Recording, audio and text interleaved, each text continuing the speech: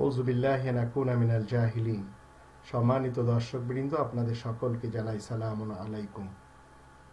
আমি বাংলাদেশি সেবা পার্টির পক্ষ থেকে হিফাজতকে এবং আল্লামা শফি সাহেবকে বলতে চাই, মূর্তি যদি হটানো যায় তো মূর্তি হটালে কি নিজেদের ব্রেন সাফ হয়ে যাবে?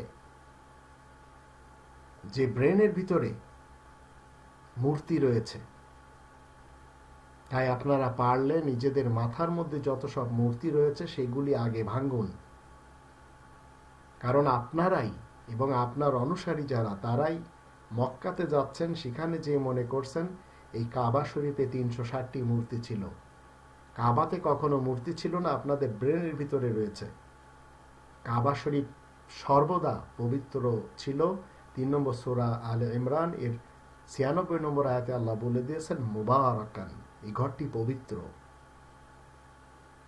আর ২৮ নম্বর সূরা আল কসাস এর ৮৫ নম্বর আয়াতে আল্লাহ বলে দিয়েছেন এই কোরআন তোমার উপরে ফরজ করা হয়েছে। দেওবন্দি মতবাদকে আল্লাহ ফরজ করেননি, বেরেলি মতবাদকে, আটরশির মতবাদকে, দেওয়ানবাগের মতবাদকে, কুতুববাগের মতবাদকে, শর্ষিনার মতবাদকে, ফুরফুরার মতবাদকে, জৌনপুরীর মতবাদকে, ফুলতলির মতবাদকে, দাতা দরবারের লাহোরের মতবাদকে, খাজা নিজামুদ্দিন আউলিয়ার মতবাদকে, আব্দুল কাদের জিলানির মতবাদকে, এমনকি ঈদে মিলাদুন নবী, পীরের মুরিদ হওয়া, মাজারের কাছে দোয়া চাওয়া, এগুলিকে আল্লাহ ফরজ করেননি। এইগুলির যে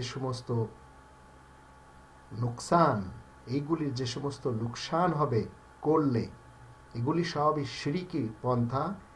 এইগুলি মাথার থেকে বের করার চেষ্টা করুন এবং সুপ্রিম কোর্টের ভিতরে কিভাবে কোরআনের ফয়সালা সেখান থেকে করানো যাবে তার জন্য আপনারা সবাই এখন, যা বাংলাদেশি সেবা পার্টির লক্ষ্য।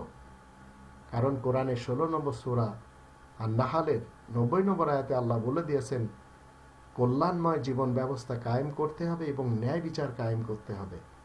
তো ন্যায় বিচার কায়েম করতে যেয়ে আপনাকে এই মূর্তি ভাঙতে হবে না, বরঞ্চ যে মূর্তিগুলি ব্রেনের ভিতরে রয়েছে সেগুলি ভাঙার চেষ্টা করুন। কারণ এই মূর্তিগুলি ওই দাঁড় করানো মূর্তির থেকে অনেক বেশি ক্ষতিকর, যা আমরা দেখতেই পাচ্ছি।